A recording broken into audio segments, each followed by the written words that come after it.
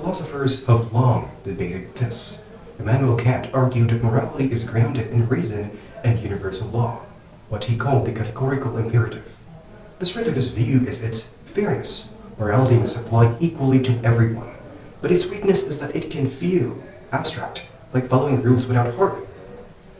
Max Scheler, on the other hand, a phenomenologist, argued instead morality is grounded in emotions and value feelings. By value feelings, he meant emotions like love, compassion, admiration, or indignation that are directed towards something meaningful. Unlike passing moods, they reveal real values, the dignity of a person, the worth of justice, or the beauty of truth.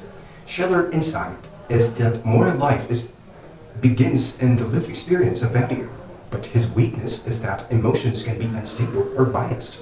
The gap is clear. Kant gives us clarity without warmth. Scheler gives us warmth without stability.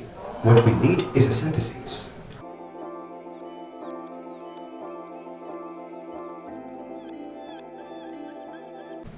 So I asked the question, can Scheler's concept of value feelings be combined with Kant's deontology to avoid both Kant's cold abstraction and Scheler's emotional subjectivism?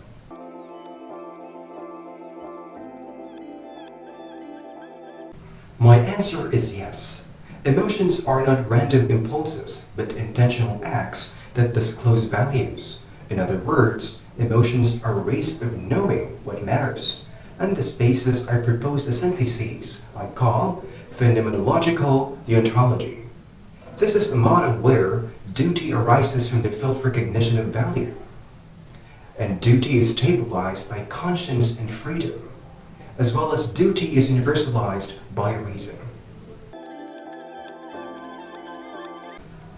First, emotions disclose values. When you feel compassion for a homeless person, you're not just sad, you are perceiving their dignity. This is what Scheler called value feeling. Aldebaran later argued that their values are objective realities that carry an intrinsic oughtness, meaning they call us to respond. Second, conscience interprets these feelings and binds us to responsible action.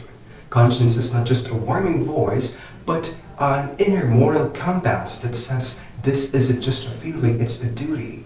Karl Wojtyła insisted that without conscience, emotions risks drifting into subjectivity.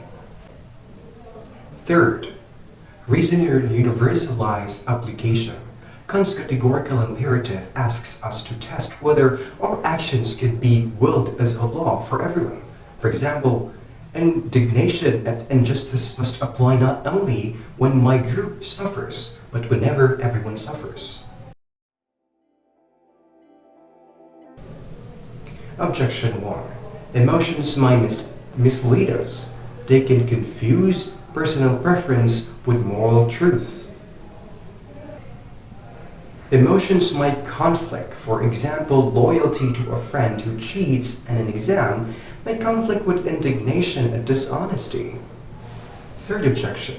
Emotions may be cultural conditioned. What one culture sees as shameful, another may see as virtues. Response. Scheler distinguishes raw moods from genuine value feelings when clarified by conscience and reason. Value feelings disclose genuine moral worth. Scheler's hierarchy of values and the guidance of conscience resolve such conflicts. Higher values like justice outweighs lower ones like comfort or loyalty.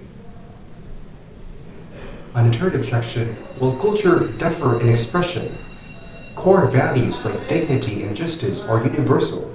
Reason secures this universality and prevents moral relativism. To conclude, phenomenological deontology brings together 4 key insights. Scheler, emotion, disclosed values. Aldebaran, values are objective and carry intrinsic oughtness. Karl Wojtyła, conscience and freedom stabilize feelings into responsible actions. And Immanuel Kant, universality ensures fairness for all. Together, they form a framework where emotions are epistemic, a way of knowing. Values are objective, conscience is personal, and law is universal.